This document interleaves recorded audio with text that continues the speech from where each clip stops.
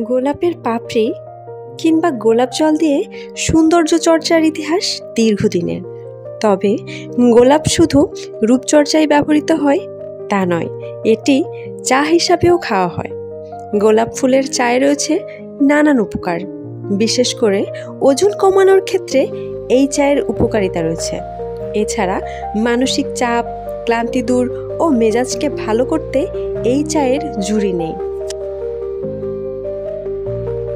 বিশ্বের বিভিন্ন দেশে গোলাপ ফুলের নানান রকম ব্যবহার দেখা যায়। মিষ্টি সাজাতে বা গোলাপের শুকনো পাপড়ির শরবত তৈরিতে এর ব্যবহার রয়েছে।